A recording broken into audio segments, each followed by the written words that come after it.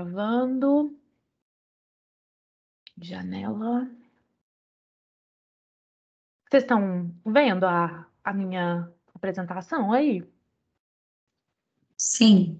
Sim? Beleza. Então vamos começar. Na aula da semana passada, né, da quinta, a gente falou um pouco sobre o discurso do método e eu disse que era um ótimo meio da gente começar a entrar na filosofia cartesiana.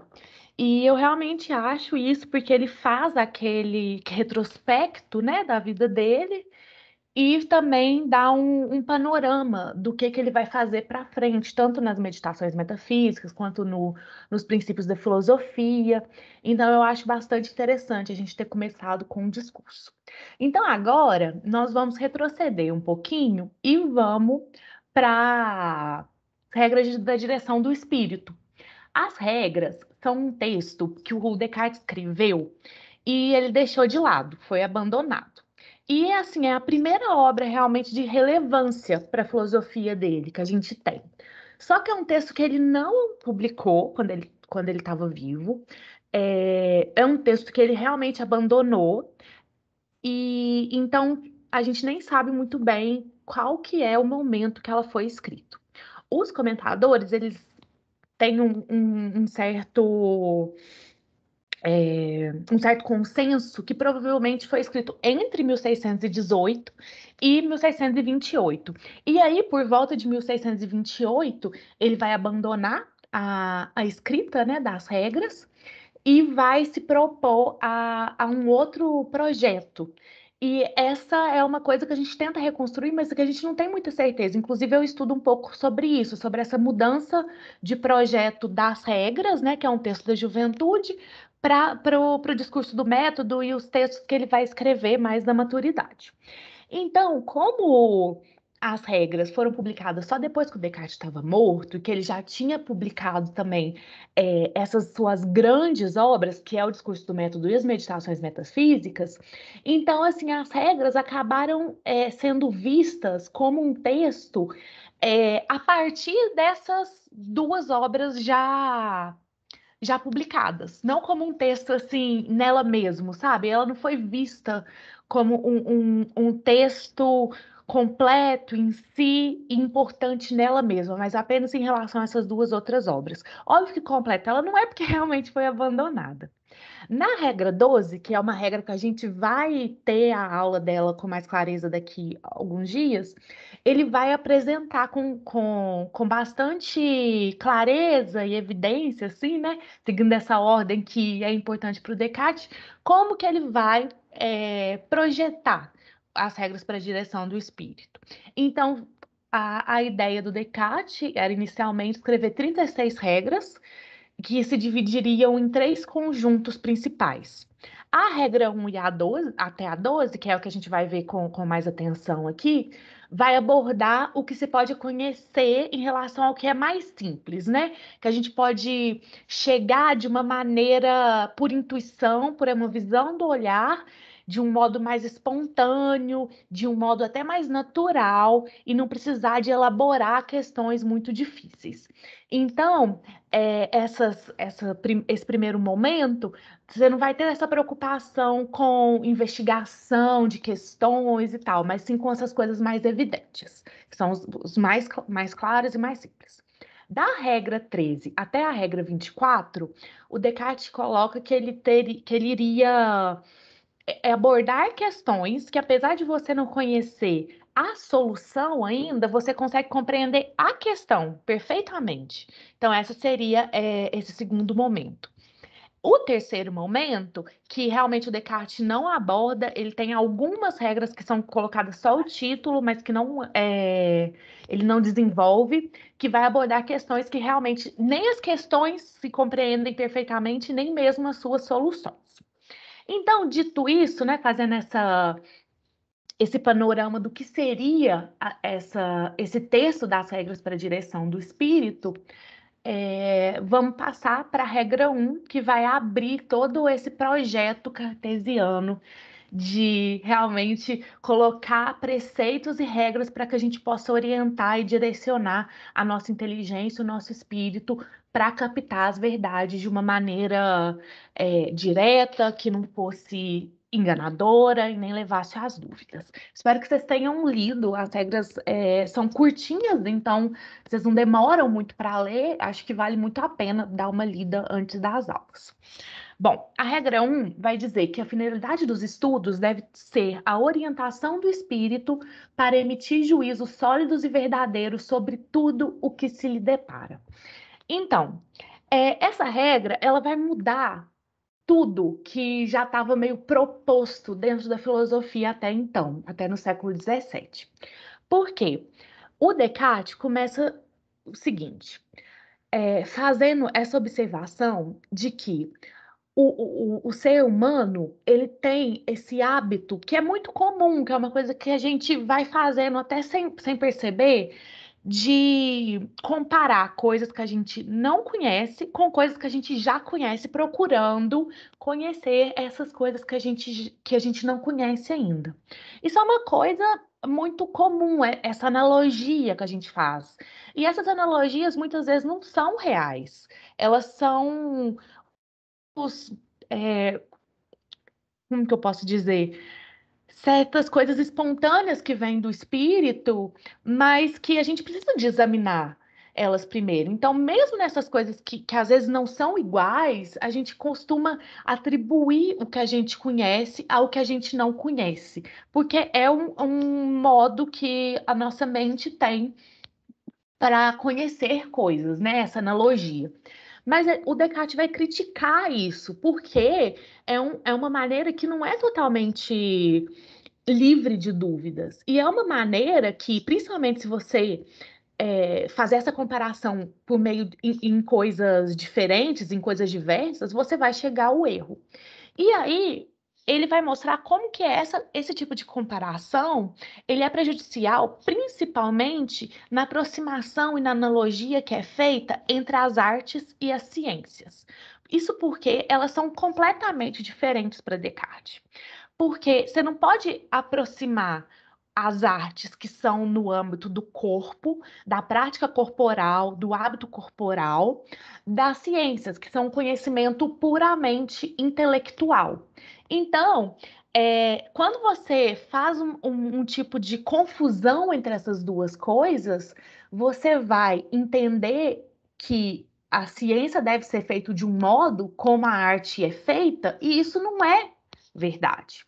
Então, o Descartes vai falar que essa aproximação feita entre as artes e a ciência é essas falsas aproximações, realizam assim falsas aproximações entre as ciências, que consistem exclusivamente no conhecimento intelectual, e as artes, que exigem algum exercício do hábito corporal.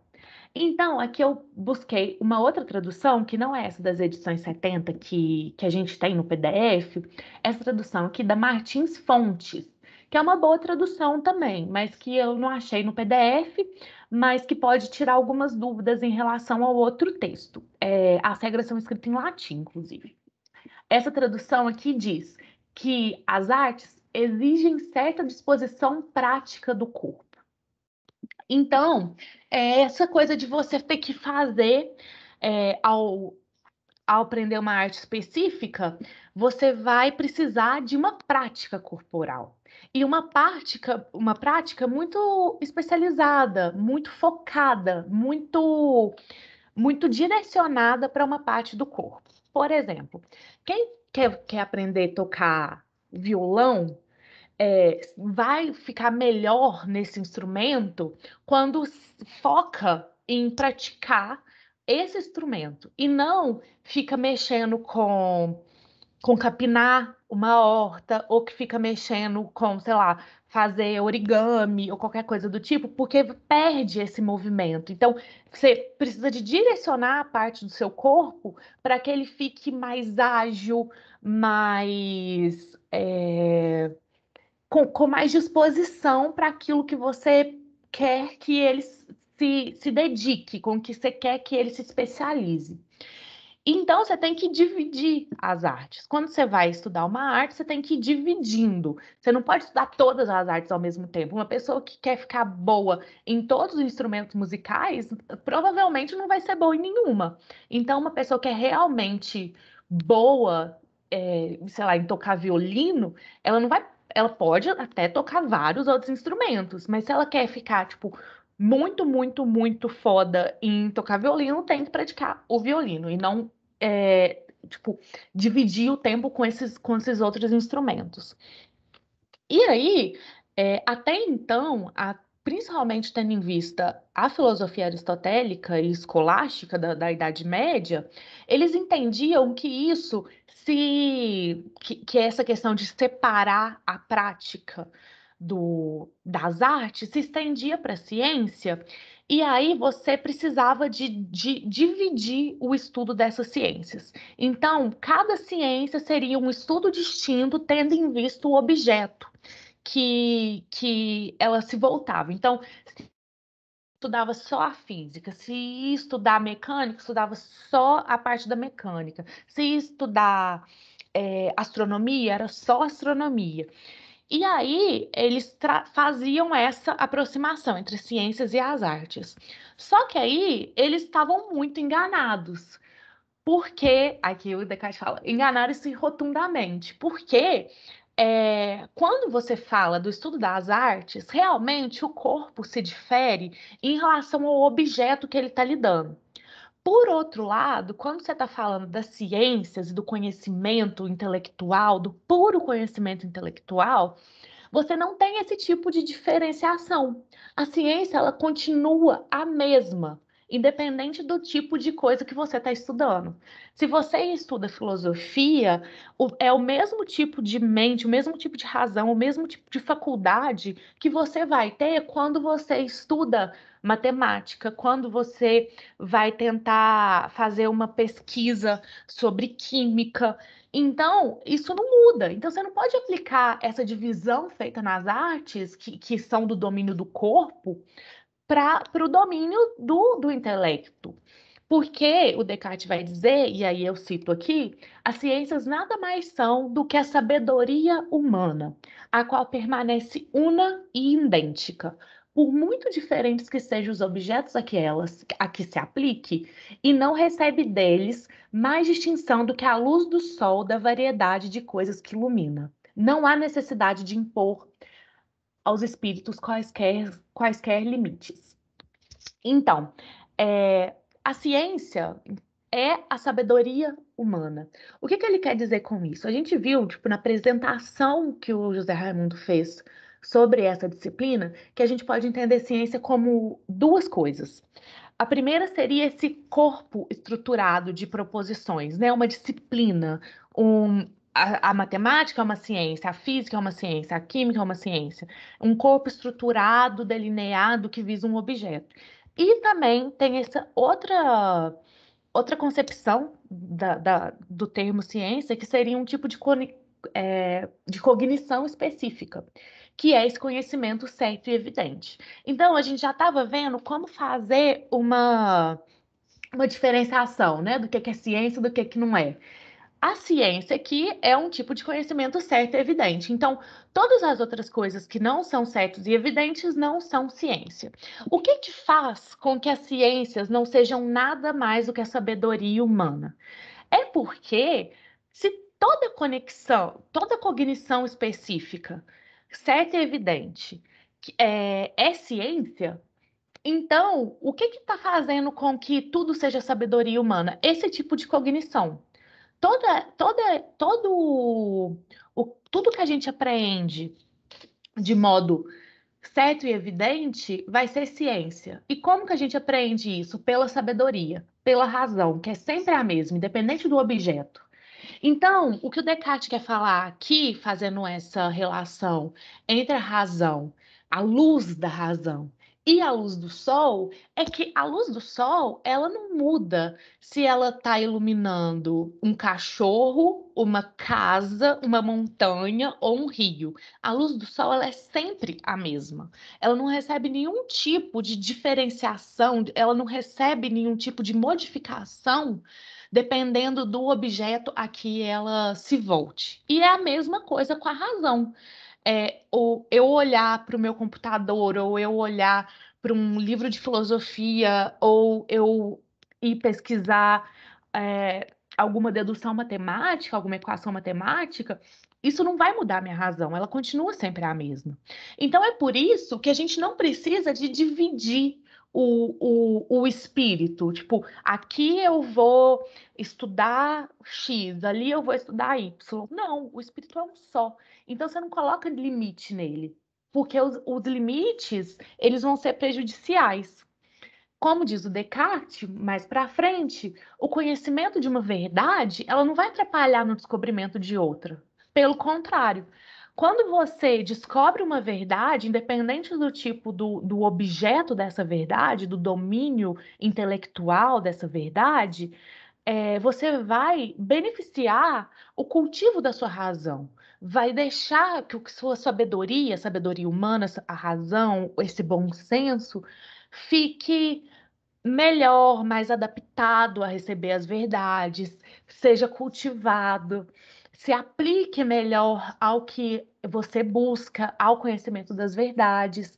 Então, você não precisa de deixar de pesquisar ou procurar ou investigar uma verdade para focar em outra. Pelo contrário, ao descobrir verdades, mesmo as mais fáceis, mesmo as mais acessíveis, que a gente pode até julgar banal por ser muito acessível, você vai estar aprimorando a perspicácia do espírito. Então é isso que é importante aqui. Você não pode fazer uma diferenciação, porque tudo está ligado por essa sabedoria humana, que é sempre una, que é sempre a mesma. Então, aqui é importante a gente perceber isso, que o Descartes vai estar fazendo uma coisa que ficou conhecida como o primado da subjetividade, né? Que começa na filosofia moderna, que é essa virada epistemológica. Na época da Idade Média, com o primado, que não era da subjetividade, mas era da filosofia aristotélica, a gente tem essa ideia de que a gente deve procurar a verdade nas coisas, nos objetos. Agora, com o Descartes, com essa virada epistemológica, o que é importante não é focar nos objetos, mas focar nesse cultivo da razão, que não vai ser diferenciada, né? Dependendo do objeto a que ela se volta, mas vai ser sempre a mesma. O que você tem que focar, se você quer investigar a verdade, é as suas próprias faculdades, é como melhorar as suas próprias faculdades, como aprimorá-las.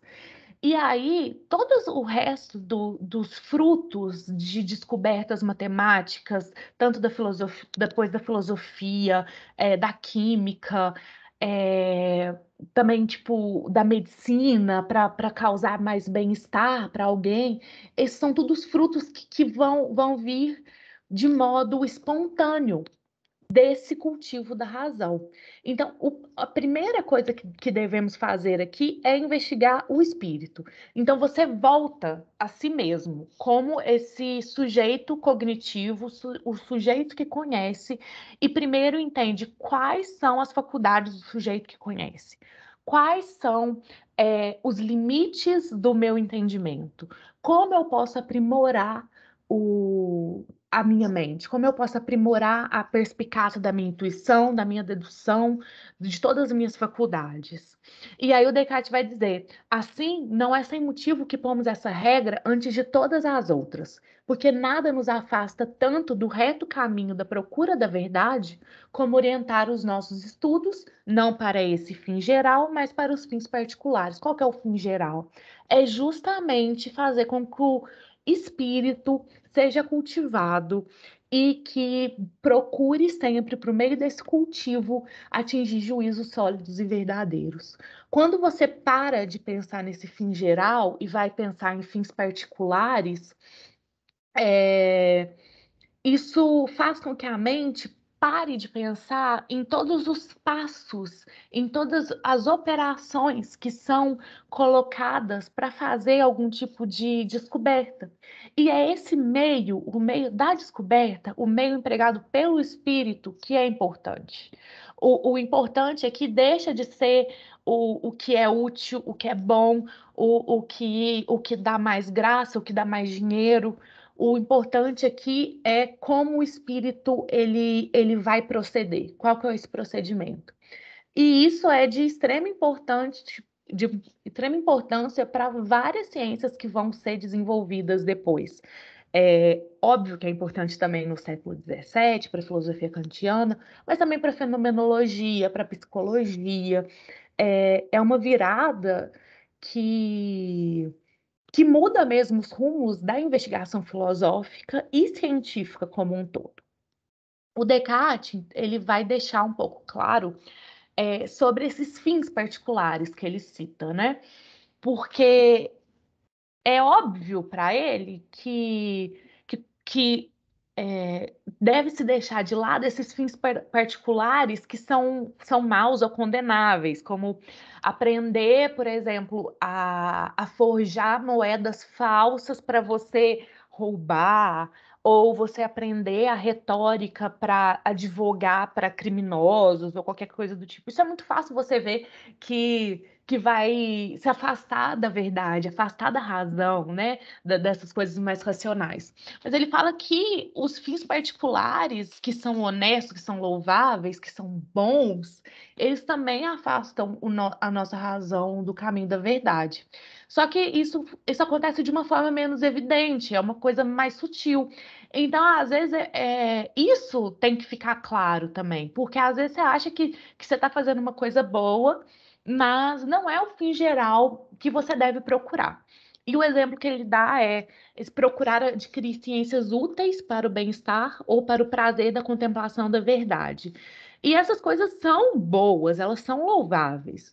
Mas a partir do momento que você procura alguma coisa, investiga alguma coisa com relação à outra, buscando esse fim particular de bem-estar, de estar bem, de ter um prazer por chegar a uma verdade, o que é importante deixa de ser a própria investigação do conhecimento que busca os procedimentos e as operações e as faculdades do nosso intelecto para buscar o que é útil para o bem-estar, o que é prazeroso para o nosso intelecto. Então, apesar de parecer louváveis, não são condenáveis de modo algum, mas a partir do momento que elas se tornam fins particulares e não tiverem como objetivo realmente o cultivo da razão, elas vão nos afastar do que é esse objetivo dos nossos estudos, que é orientar o nosso espírito para chegar aos juízos sólidos e verdadeiros. O Descartes vai falar, então, e aqui eu estou citando, esqueci de colocar a, a página aqui, depois eu olho para vocês. São esses frutos legítimos das ciências que efetivamente podemos esperar. Mas, se neles pensarmos durante o estudo, fazem muitas vezes que omitamos muitos meios necessários para o conhecimento de outras coisas, porque se afigurarão, à primeira vista, ou pouco úteis ou pouco dignos de interesse. Então, é muito legal isso, porque, como eu estava dizendo, a partir do momento que você esquece esse fim geral de cultivar a razão e foca no fim particular, é, muitos procedimentos, muitos meios, muitos passos tomados pelas operações do nosso intelecto, eles vão passando despercebidos, porque ou são muito fáceis, ou são inúteis, ou são muito banais, então a gente não precisa de tomar nota, mas isso é importante sim. Tudo é importante para fazer com que a razão seja cultivada de um modo a chegar sempre à verdade. Então, deve-se deixar de lado esses fins particulares e buscar sempre esse fim, esse objetivo geral que é proposto para o Descartes na regra 1. Aqui é um pouco do que eu já falei sobre como as ciências estão conectadas.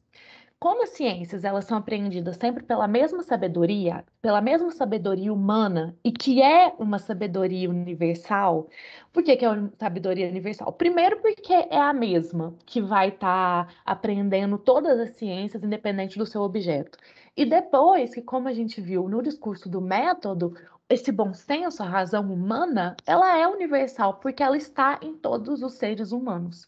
Então, você tem esse tipo de cognição em todos os seres humanos, e é a mesma cognição para aprender todos os tipos de ciência. Então, as ciências são conectadas, assim como a sabedoria está em todos os seres humanos. E aí o Descartes vai concluir aqui, né, que as ciências devem ser, então, aprendidas conectadamente, juntamente, elas não devem ser separadas. Para investigar seriamente a verdade, deve-se pensar unicamente em aumentar a luz natural da razão, não para resolver esta ou aquela dificuldade da escola, mas para que, em cada circunstância da vida, o intelecto mostre a vontade que deve escolher. Bom, tem aqui dois pontos. O primeiro é que quando ele fala dessa ou daquela dificuldade da escola, ele está pensando nos escolásticos, na doutrina escolástica baseada na filosofia aristotélica, que tem muito essa coisa de fazer grandes argumentos e utilizar muito da retórica para ganhar certo tipo de disputas argumentativas. Então, o Descartes acha que isso é uma banalidade. A gente vai ver mais nas próximas regras, principalmente na 3 e na 4, que isso é uma banalidade. Isso não faz com que o espírito seja cultivado. Para ganhar um argumento aqui ou ali, esse problema específico aqui ou ali, mostrar que você é mais inteligente, isso não vale de nada. Mas o que é necessário fazer é fazer com que o intelecto, né, a nossa razão, mostre a vontade o que deve escolher. Ou seja, fazendo com que a gente cultive a razão nesse nível de só querer só ajuizar sobre coisas que são verdadeiras, que são fazer juízos sólidos e verdadeiros sobre os objetos que se deparam a nós, a vontade, o querer, ele vai ser um pouco submetido à razão. Porque a vontade, as nossas paixões, o nosso ímpeto de julgar, de fazer escolhas, muitas vezes nos levam a caminhos errados, a caminhos impensados, a caminhos que nos afastam da verdade. Então, a vontade tem que estar sempre submetida ao entendimento, ao intelecto, à razão, para que consigamos sempre fazer juízos verdadeiros, juízos sólidos, racionais realmente. E aí o Descartes vai finalizar nesse finalzinho da regra. Acho que vocês viram, né? A primeira regra não tem parágrafo nenhum, ela é um texto corrido. Ele vai falar que, seguindo esse fim geral, você vai atingir progressos muito superiores ao que aquelas pessoas que estavam dividindo a ciência e buscando fins particulares conseguiram. Até mesmo é, se afastar desses fins particulares e chegar a âmbitos superiores, e por meio desse cultivo chegar a âmbitos superiores. E aqui eu entendo que o Descartes está falando da metafísica. Então, é, essa é a regra 1, primeira regra das regras para direção do espírito, e aí passamos para a regra 2, que diz que importa lidar unicamente com aqueles objetos para cujo conhecimento certo e indubitável os nossos espíritos parecem ser suficientes. Bom, diferentemente da primeira regra, da regra 1, que é expansiva e fala que o entendimento não deve ter limites, que a gente não deve impor limites ao entendimento e que não deve dividir a ciência, a regra 2 ela é restritiva. Ela vai falar que a gente tem que lidar unicamente com objetos que o conhecimento certo e indubitável, os nossos espíritos parecem ser suficientes. Porque a gente tem que lidar com o que é fácil, a gente tem que lidar com o que é óbvio, que o nosso espírito consegue perceber como certo e evidente. Porque só assim a gente vai alcançar juízos sólidos e verdadeiros. O Descartes vai começar nesse primeiro parágrafo, então, da regra 2, fazendo uma definição que é bastante importante.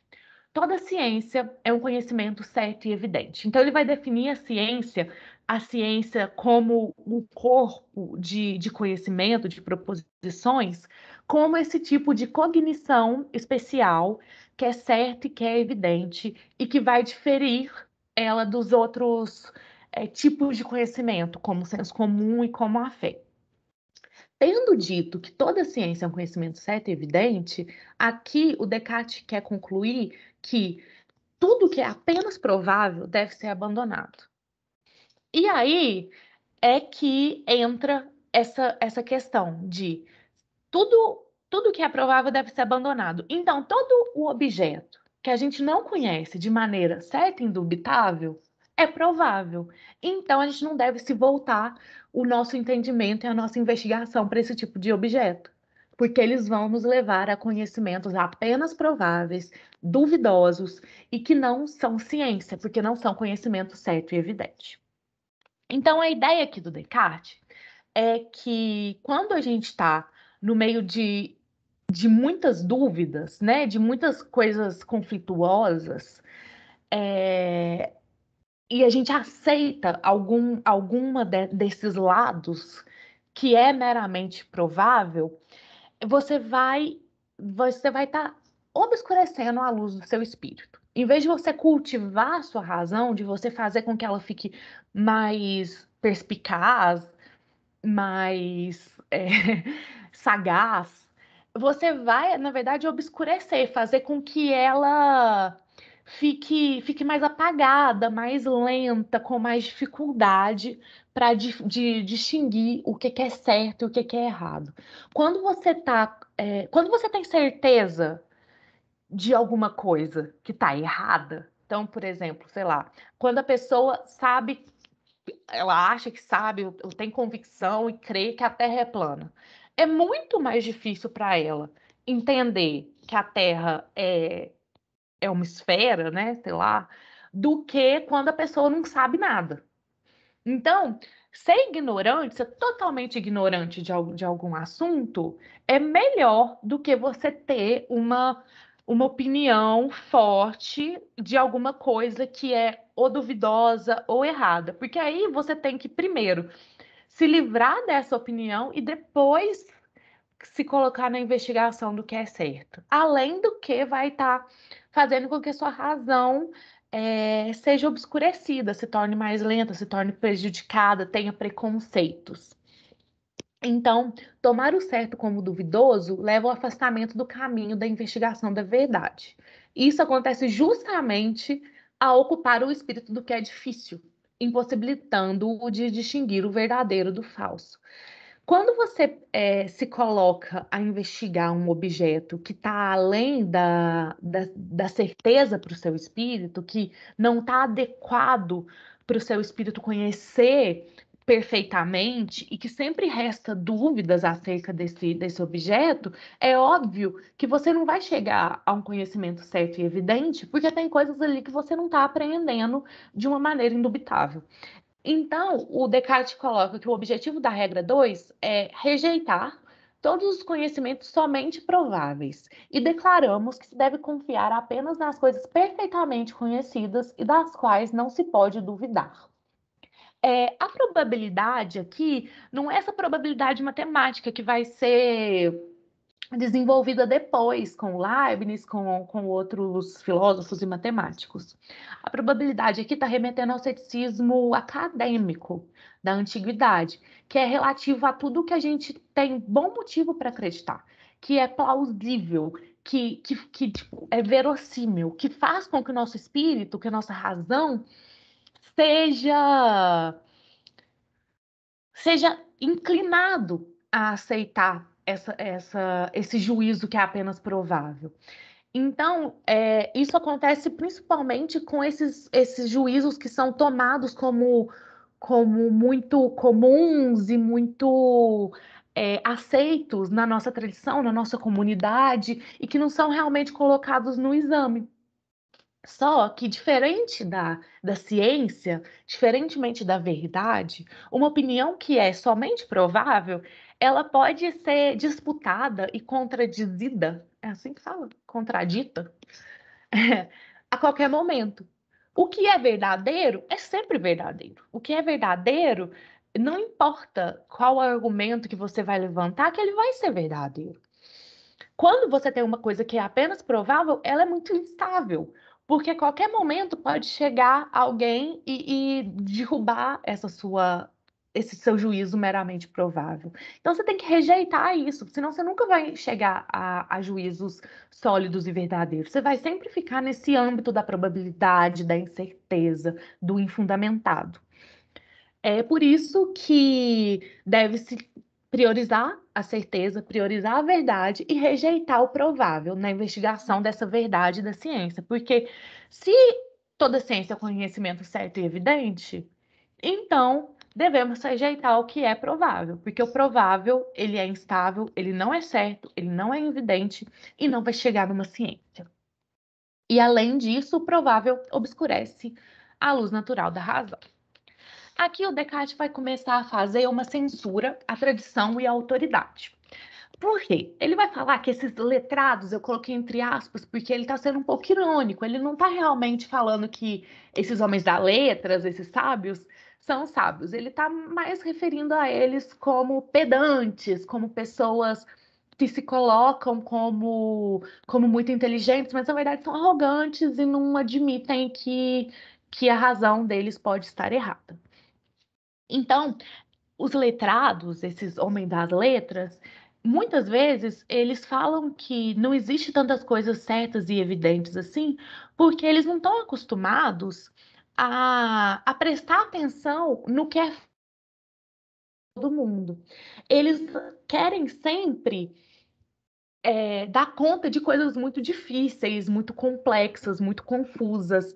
Então, eles vão deixando de lado o que é fácil, achando que não existe nada de fácil e tentando dar conta dessas coisas complexas. Só que aí, por essa característica desses homens, de serem pedantes, de serem arrogantes, de não aceitarem que tenha um problema complexo, eles acabam dando soluções para esses problemas que eles não têm certeza, que eles não têm, que eles não é indubitável. Então, eles não assumem que tem coisas que eles estão ignorando. E aí faz com que a razão deles, primeira, seja obscurecida, e também porque e também fazem com que todo o conhecimento que poderia levar à solução desses problemas complexos, ele fique ainda mais cheio de dúvidas, porque eles já estão dando uma solução que é errada daquilo que é complexo, que deixa com mais dúvidas.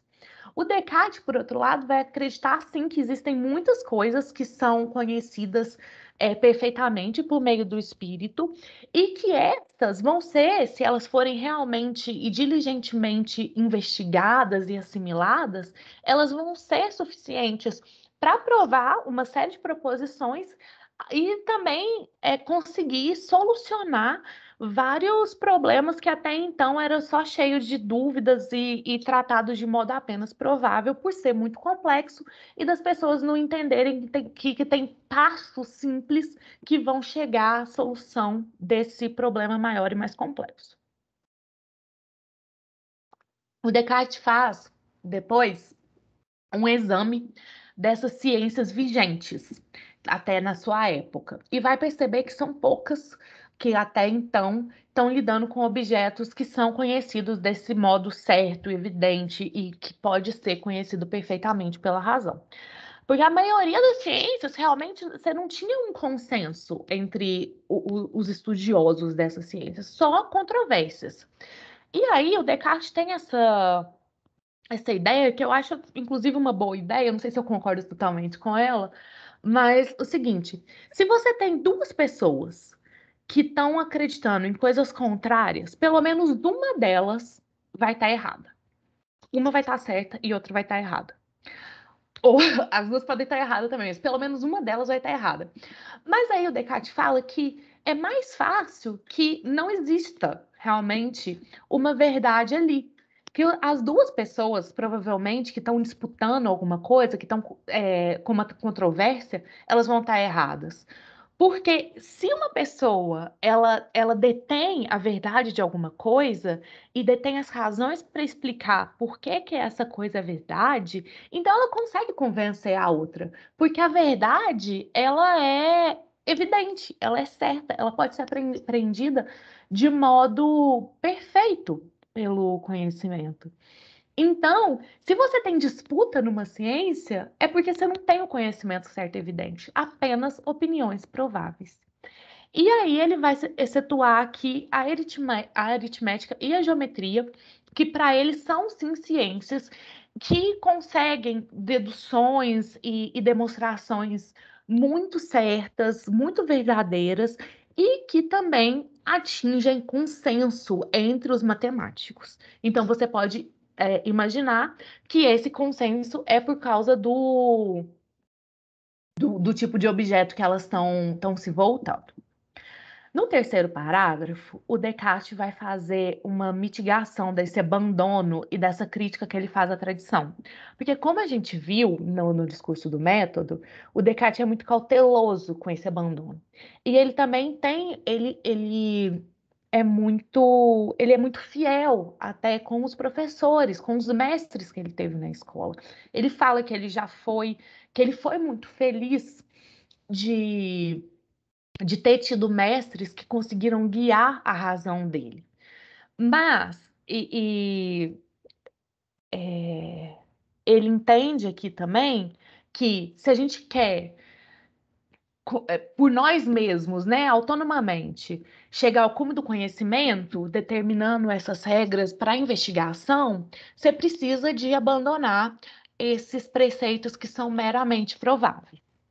Mas aí, tentando amenizar, ele vai falar que esse método da escolástica, o método de ficar argumentando e tal, ele é até ok, ele é bom para ter um exercício do espírito, ele é adequado às suas guerras, ou seja, essa questão de ficar quem vai ganhar uma argumentação, quem está certo, quem está errado, mas que é muito mais retórico do que uma investigação da verdade.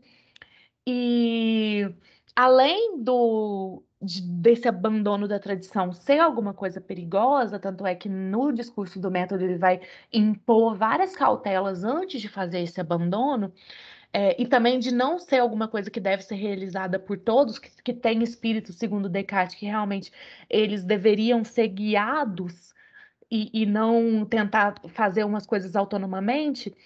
Muitas vezes é melhor você ser guiado e ir caminhando em um caminho e caminhando em um caminho e caminhando por vias que já são abertas, que já são batidas, que já tem um assentimento da sociedade, mesmo que seja um caminho que não seja totalmente seguro, que seja meramente provável, do que sair sem guia, cego, e aí cair em precipícios e chegar em caminhos que são muito piores do que esses caminhos, pelo menos seguros, que já são aceitos.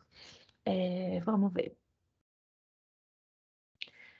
Então, ele vai falar aqui que o abandono da tradição deve ser feito com parcimônia e cautela, que são essas cautelas que ele colocou no discurso do método também, se quisermos seriamente determinar para nós próprios as regras que nos ajudem a chegar ao cume do conhecimento humano. O que é feito por exame do que é fácil e acessível.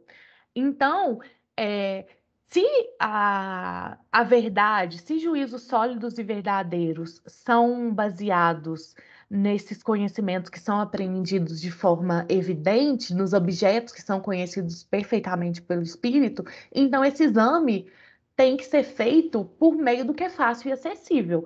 Esse costume da tradição de querer ser muito pedante, muito arrogante, de querer dar conta do que já é difícil, que é muito complexo, só aumenta as dúvidas, só faz que o provável se estenda para todos os lados do conhecimento, fazendo com que o nosso espírito perca muito da sua sagacidade, da sua espontaneidade, da sua capacidade de distinguir o verdadeiro do falso.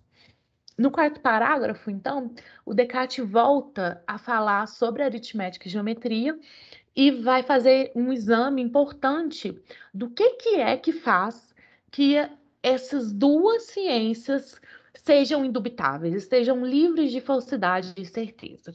Então, ele distingue duas vias que levam aos conhecimentos das coisas: a experiência e a dedução. A primeira, a experiência, ela não é definida aqui muito bem, mas na regra 12, a gente vai ver, ela é definida. E é basicamente tudo que vem de fora para a nossa razão, para o nosso entendimento. O Descartes vai falar: experimentamos tudo o que percepcionamos pela sensação, ou seja, pelos sentidos, tudo que ouvimos dos outros, e isso também, tipo, dos nossos pais, dos nossos professores, mas também o que a gente leu, e de modo geral, tudo que chega ao nosso conhecimento, ou de algum lado, né, por via dos sentidos, da audição, da leitura, ou da contemplação refletida que ele tem de si próprio. Então, a experiência pode ser de uma autoexperiência, né, de uma consciência dos nossos pensamentos, da nossa memória, da nossa imaginação. Na regra 2, que o Descartes não faz esse tipo de explicação do que é a experiência, mas ele já vai falar que realmente a via da experiência engana. Por que ela engana? Se ela vem dos sentidos, muitas vezes a gente vê uma coisa de longe, acha que é uma coisa, e quando chega perto é outra. Você vê uma pessoa na rua, acha que é seu melhor amigo, depois chega perto e é alguém totalmente diferente. Ou você vê uma coisa de longe e acha que é redondo, mas chega perto e não é redondo.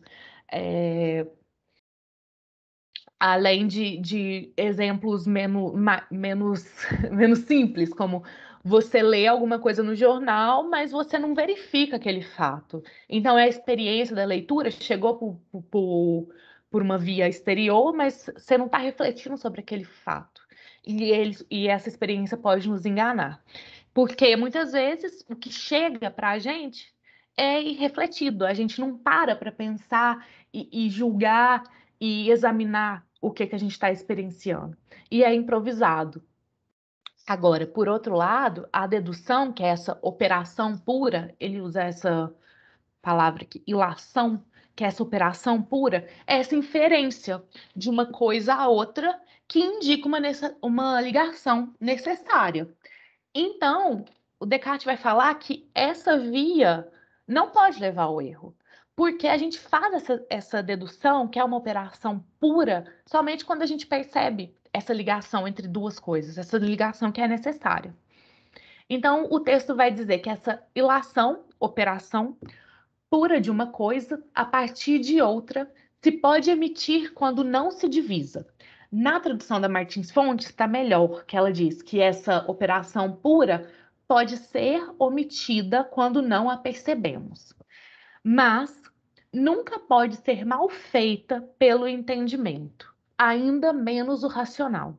Ou na tradução da Martins Fontes, nunca pode ser mal feita pelo entendimento, menos o mesmo razoável. Ou seja, quando a gente está fazendo uma conta matemática, por exemplo, uma dedução da matemática e tal, às vezes você deixa de lado algum passinho e às vezes omite alguma coisa, mas ela nunca pode ser mal feita, mesmo quando ela for um pouco mal aplicada. Então, o Descartes vai dizer que todos os erros que são possíveis para os seres humanos, e aqui ele deixa bem claro que ele não está falando de animais, ele está falando da razão humana, da razão dos seres humanos, dessa sabedoria humana universal. Vem das experiências pouco compreendidas ou de se emitirem juízos de modo temerário e sem fundamento. Então, se você experiencia algo que você não compreendeu de forma perfeita, ou que você não examinou da forma que deveria ser. E aí, também, quando você emite algum juízo acerca dessas experiências, acerca de alguma coisa que você não tem fundamento, então daí vem o seu erro. A dedução, ela não tem nada a ver com um erro. É óbvio que você pode fazer uma dedução errada partindo de uma experiência uma dedução de uma experiência que é falsa. Mas a dedução em si mesma, ela não vai ser falsa. Ela só vai estar carregando o erro dessa experiência primeira que você teve. Mas isso a gente vai ver melhor na regra 3. Então, aqui no parágrafo 5º, Ele vai falar que esse exame que ele fez dessas duas ciências, da aritmética e da geometria, mostra que eles têm o conhecimento certo e evidente justamente porque eles lidam com esse objeto, que é tão puro e simples que não tem de fazer suposição alguma que a experiência torne incerta e consistem inteiramente em consequências a deduzir racionalmente. Ou seja, no momento que você apreende um objeto de um modo perfeito, você não tem que supor nada, você não tem que inferir nada. Você está conhecendo aquilo de modo perfeito. E aí a dedução, que é feita de modo sempre certo, ela vai carregar essa certeza e essa evidência desse primeiro objeto. Então, Descartes vai falar que são esses objetos puros e simples que são perfeitamente compreendidos pelo espírito, pela razão, que são adequados à investigação da verdade. Lidando com o que é apenas provável, com o que é difícil e obscuro, você vai fazer suposições, você vai colocar coisas ali nesse seu entendimento, no seu juízo, que não é evidente, que você não está conhecendo perfeitamente, que são apenas adivinhações, inferências. E aí, nessas suposições e nessas adivinhações, você não pode confiar. Você deve confiar apenas no que é evidente. O Descartes faz uma ressalva que não é só porque até então você vê que a aritmética e a geometria são as únicas ciências que são certas porque estão lidando com esse objeto puro e simples, que elas são suficientes para o espírito. Você não pode se limitar a estudar essas duas ciências. Mas elas são um tipo de modelo para ver que, a partir da compreensão perfeita desses objetos que são simples, que são puros, que são perfeitamente compreendidos, é que é possível chegar à verdade, é que é possível chegar aos juízos sólidos e verdadeiros, e assim fazer essas demonstrações tão evidentes, né, em todos os tipos de ciência, mas quanto aquelas da aritmética e da geometria. Então, acho que é interessante a gente ver aqui, já terminando, que a rejeição da probabilidade ela é importante, tanto porque ela vai comprometer essa cadeia de deduções, porque se você parte de um objeto ou de um juízo que é apenas provável, essa probabilidade ela vai seguir. Você não vai chegar numa conclusão certa se você parte de uma probabilidade, você vai chegar numa conclusão provável também, às vezes até mais falsa. Que você faz com que a cadeia de deduções inteira, né, fiquem duvidosas, passam a ser duvidosas. E também porque a partir do momento que você não compreende alguma coisa de modo perfeito, de modo que o seu espírito consegue abarcar esse objeto de modo íntegro, você está percebendo que tem algo que ali que está faltando, que tá fora da capacidade do seu espírito, que não é perfeitamente compreendido. Então, a probabilidade, ela não é esse exercício pleno da faculdade do entendimento. Falta alguma coisa. Então, você está, além de não representando, né, esse exercício pleno da faculdade do entendimento, você vai estar obscurecendo essa sua capacidade de ajuizar sobre o que é verdadeiro e o que é falso. Então, gente, foi a regra 2. E aí eu vou parar a gravação e abrir para a gente conversar um pouco.